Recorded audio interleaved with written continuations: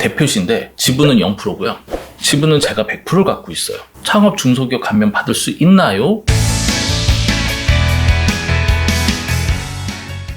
좋아요. 구독 부탁드립니다. 오늘은 이 시즌과 이제 맞물리는 것 같은데, 우리가 보통 법인을 설립하면 네. 이 부분에 관심을 두고 맞습니다. 한참을 잊고 있다가 매년 3월이면 법인세 신고를 하잖아요. 이때도 다시 한번 관심을 가져요. 이름하여 이제 감면이죠. 세금 많이 내기 싫으니까. 그렇죠. 네. 누구나 이렇게 어떻게 하면 세금을 줄일 수 그렇죠. 있냐. 발 빠른 분들은 처음부터 이 부분을 고민하고, 맞습니다. 아니면 매년 이 부분을 하는데, 감면 중에서 뭐 대표적인 게 있다 그러면 역시 창업 감면 아니겠습니까? 창업을 하니까요. 그렇죠. 그리고 누구에게나 이게 뭐 50% 혹은 100%까지 감면율이 커지다 보니까 상당히 파워풀한데, 맞습니다. 오늘 이거에 대해서 딱 한 가지, 대표자의 지분 요건이 감면에 미치는 영향에 대해서 네. 요 한 가지를 집중적으로 한번 이야기해 보도록 네네네. 하겠습니다. 원래 이제 창업 감면은 큰 틀에서는 뭐 어떤 요건들이 있나요? 뭐 업종도 있고요. 그리고 감면의 기간도 있고, 그리고 청년이냐 아니냐, 뭐 신성장 사업이냐 아니냐, 그렇죠. 뭐 이런 것들에 대한 다양한 고려 대상이 있기는 합니다. 그렇죠. 자, 그런데 서두에도 말씀드렸지만 오늘의 포인트는, 자, 대표자가 지분이 없어. 쉽게 얘기해서 우리 대표신데 지분은 0%고요. 지분은 제가 100%를 갖고 있어요. 그럼 이 회사의 소유는 제 거겠죠? 그렇죠. 근데 이 사람이 창업을 한 거는 맞아. 그리고 나머지 요건들은 다 갖췄다고 했을 때 창업 중소기업 감면 받을 수 있나요? 이렇게 질문을 하는데, 결론부터 말씀드리면 일반 창업 중소기업 감면은 대표자 지분 비율은 상관이 없습니다. 그런데 대표자가 주식을 안 들고 있으면 네. 감면은 안 된다라고 인식하는 이유, 그 이유는 뭘까요? 그거는 창업 중소기업 감면 중에 청년일 때예요. 청년 창업 중소기업 감면 이야기인데, 네. 이거 두 개를 섞어서 생각하시면 안 됩니다. 지분 요건이 있는 건 청년, 지분 요건이 없는 건 일반, 이렇게 생각하시면 됩니다. 그렇군요. 내가 예를 들어서 직장을 다니다 퇴사를 해서 50세가 됐어요. 네. 근데 이제 뜻한 바가 있어서 내가 네. 창업을 해야겠다. 네네. 그럼 저는 이미 청년이 아니기 때문에 네. 저희 회사의 지분을 제가 몇 프로 혹은 최대 주주냐 이런 걸 관계없이 저는 감면이 될 수 있다. 맞습니다. 라고 하는데, 자, 그럼 좀 더 깊이 들어가 볼게요.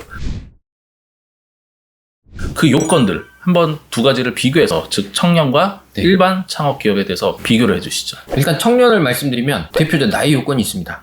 34세까지 이 요건이 있고, 그리고 대표가 실질적인 창업자여야 됩니다. 그리고 지금까지 말씀한 대표자가 최대 지분권자여야 되는 주식 보유 비율이 필수예요. 필수.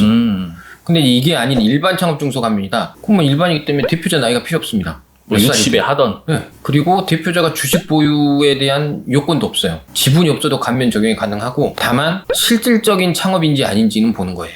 뭐 이 실질적인 부분이 사실은 실무에서는 많이 이제 영향을 받죠. 뭐 예를 들어서 아버지가 사업을 하다가, 야, 나 이제 못하겠다 하면서 네가 이어받아라 했는데 제가 사업자를 하나 새로 낸 거죠. 그러면서 그 사업의 상당 부분을 인수해서 한다고 하면 이건 창업이냐 아니냐 할 때 사실은 창업은 아니겠죠. 그건 승계죠, 승계. 그렇죠. 그러다 보니까 이런 것도 이제 좀 엄밀히 따져야 되는데, 이제 요 얘기는 이제 번외고요. 자, 그렇다면 일반 창업 중소기업은 결국 대표자가 주주일 필요도 없다. 네, 맞습니다. 자, 그러면 혜택에 있어서도 차이가 있다고 하는데, 네. 이 두 가지를 한번 좀 비교해 주시죠. 아무래도 청년이 혜택이 좋잖아요. 아무래도 청년들을 권장을 해야 되니까. 그렇죠. 네. 청년의 조건이 좋은데, 이제 세금의 50%에서 100%가 감면이 되는 거예요. 그것도 최대 5년 동안. 이제 50% 100%를 나누는 기준은 이게 설립 위치가 어디냐에 따라 다른 거거든요. 그러니까 수도권 과밀에 들어왔다 그러면, 야, 웬만하면 나가서 창업해라, 지방을 살려야 되기 때문에. 그래서 50% 해주는 거고, 수도권에서 하면 50%고 과밀 억제권역, 그 외에는 100% 감면이 됩니다. 이야. 근데 일반 창업 중소기업 감면은 좀 달라요. 그거는 50%만 감면이 되는 거거든요. 아, 최대가. 네. 그것도 5년. 근데 감면율은 낮기는 한데 지분 구조가 이제 필요 없기 때문에 오히려 이쪽이 혜택을 많이 받기는 하죠. 사실은 이제 만약에 이제 50대 창업을 한다. 근데 나는 이거 열심히 해서 키워갈 거다.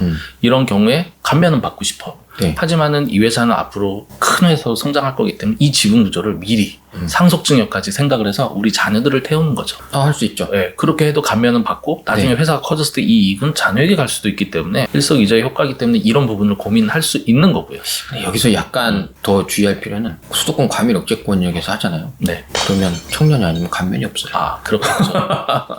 나가라 이겁니다. 나가라. 네. 자, 일단 지역도 잘 봐야 될 것 네. 같고요. 연령도 잘 봐야 되는데, 자, 그렇다 그러면 혜택이 줄어드는 대신 구조적으로 제약이 없다는 거는 이해가 됐고요. 네. 그런데 법에서는 왜 일반 창업 중소기업에 대한 지분 요건을 안 두었을까? 저는 잘 이해가 안 돼요. 왜냐하면 창업을 하는 거는 그 당사자를 위해서 해준 거고, 그럼 그 당사자는 실질적인 소유관계가 있어야 될 것 같은데 왜 그랬을까?